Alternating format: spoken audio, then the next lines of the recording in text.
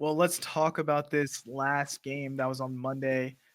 The Vikings and the Rams, probably the ugliest game. If you were a Sam Darnold fan, just hopefully you shielded your eyes from this one because he looked awful. The team looked awful. The Rams came in and Lil Bro the Vikings, right? I mean, it was just a complete domination from beginning to end. By the end of it, they were down about 3 scores, and Kevin O'Connell was just like, we're just going to run a regular, slow paced offense and try to stop the bleeding because it's over. He was not even, they were not even running hurry up. They're running the ball in the fourth quarter. It, it was complete domination. Yeah, I mean, realistically, it's sad to see this Vikings team go out the way they did. I mean, realistically, they were the talk of the town for a good majority of this season. Like, dang, look at the Vikings. Look at what they're doing with this guy, Sam Darnold. He's completely turned around what, like, people, the perception of people thinking that he is just a guy that doesn't take care of the ball. He's improved so much. He is going to get paid. He is he a superstar? Is he going to be the MVP this year? And at the end of this, he has 2 bad games and costs his team the number 1 seed and ends their playoff hopes. And so you go back to it and you're like, damn, like realistically, he's kind of in the same spot he was at the beginning of the season. A guy who's probably seen as a backup quarterback or a bridge quarterback that's not going to get a long-term deal unless he goes out there and proves it again. And so it's just tough to see, like, because this team was firing on all cylinders. I think that they were more talented than the Los Angeles Rams, but the Rams just went out there and put it on them and just never let their foot off the gas. Yeah, and I mean, I just want to say really quick, a little brag. I did pick this Rams team to win this game, and it was because of this defensive line. This defensive line is stacked. Jared Verse, that they have amazing playmakers that they have found in the draft who just went off in this game on Sam Darnold. And I think seeing ghost Sam Darnold came out a little bit in this game. He was so hesitant to get rid of the ball. He felt like a guy who didn't want to throw a pick. And when that happens, you hesitate getting it out, and then they're taking away his first read. He's not able to see the rest of the field. He was shook. He was completely gone.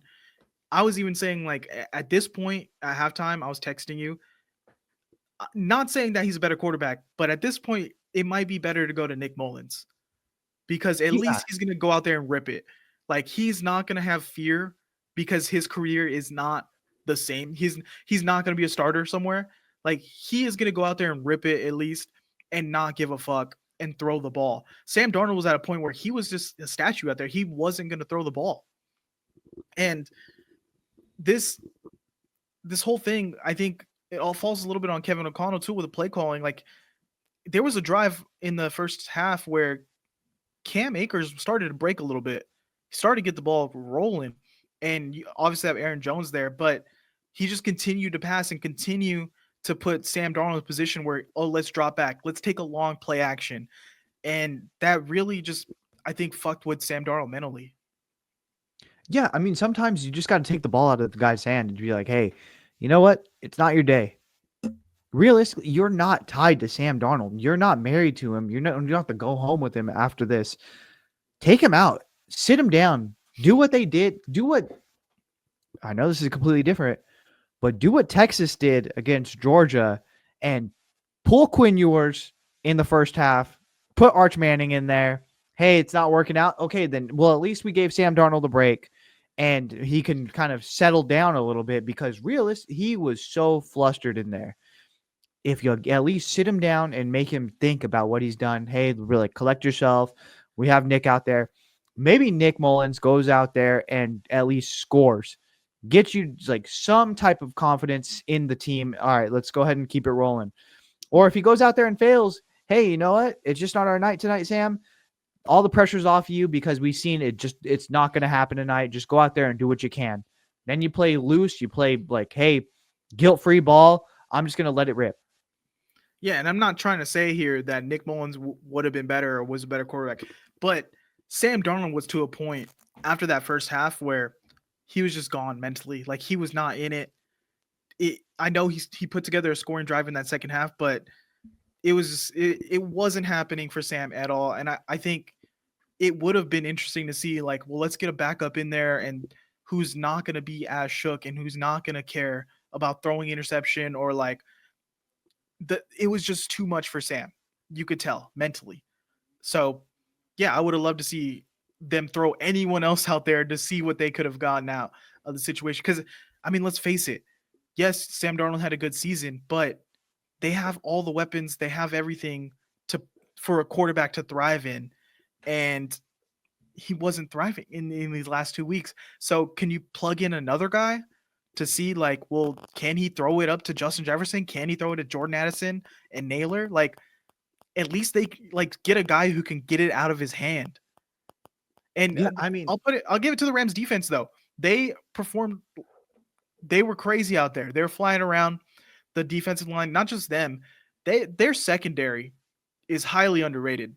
That kid Lake, Quinton Lake, yeah. he's all over the place.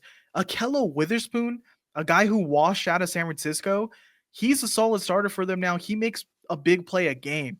And then you got Cam Curl back there. Like this Rams defense, I'm surprised at how good they are, especially with an offensive coach, them saying fuck them picks for so long.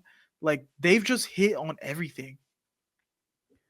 And it's so crazy to think that this is a team that lost their best defensive player to retirement before this season. Imagine if Aaron Donald was in the middle of that defense, how crazy nasty they would be. Like it's wild. And so we take this performance from the Rams. They looked dominant. They looked good. How do you think this fares moving forward? Like, is this just kind of a one and done situation where you think like, hey, they don't have the talent? Because I think they kind of do. We see that they have the receiving core. We see that they have running backs. We know that they're nasty on defense. I think they have kind of all the pieces to make a Cinderella run here. They play the Eagles. They played the Eagles They could beat the Eagles. in Philly, though. It's Yeah, not going to be in. It's not going to be in Arizona anymore. they could beat the Eagles, especially with what I saw from the Eagles really just not taking advantage and putting up the points early in that Packers game. Like I feel like the Eagles gave the Packers every opportunity to come back into that game, and I think the Rams are a team that would take that opportunity. My only thing is like, is Cooper Cup washed? Why is Cooper? I know he got one catch, but like he's just out there like Tony Snell, just racking up the minutes and not getting any stats. I just think like if you're, I think Matt Stafford just gets fixated, and he's like, "Yeah, Cooper Cup, you're not the apple of my eye anymore. I got this guy Puka. He's my boy. I'm gonna go ahead and just throw it to him." But realistically, like, are they Super Bowl contenders? They have Are everything. we gonna? Are we saying they're Super Bowl Rams Super Bowl contenders? I will say there's games this year where they just like they're flat on offense and they just don't show up. That's why they were like a borderline playoff team. But when they're rolling like they just did, like they have everything. They especially in a year where the Lions are the best team, but that defense has been depleted. Like is Yeah, that defense going to continue to hold up? pretty nice. I honestly, that's kind of this creates a playoffs moving forward that you could tell me a number of scenarios and I'd be like, yeah, that makes sense. The Commanders make it all the way to Super Bowl and win. I could see that. Oh, the Rams do it. Yeah, I could see that.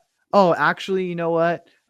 Chiefs ended up just kind of figuring it out like they did all season, winning close games, and yeah, they three-peated. Yeah, I could see it. So it's crazy what is going to happen over the course of these next couple of weeks.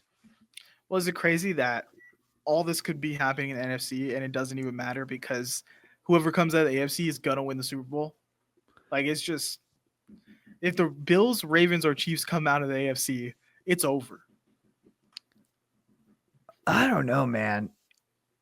There's for as good as the AFC is, I think the NFC is still equally as good. I think that there's teams that, depending on the matchup, will knock off the Chiefs, will knock off the Ravens and the Bills. Like I feel like there's, depending on the draw, I think there's still teams left in contention right now that can go ahead and knock off the AFC champ. What is the matchup you would love to, like, dream scenario, love to see in the Super Bowl? Obviously, I know it's what everyone wants, which is Bills Lions. That's got to be like two underdog cities. Hey, let's go back. Someone's going to get the Super Bowl. That's going to be awesome. Personally, I kind of want to see like a Commanders Chiefs, because then you get the young gun rookie, you get Mahomes, Andy Reid, like the dynasty. Who's going to win there? Like, I think that'd be very, very interesting.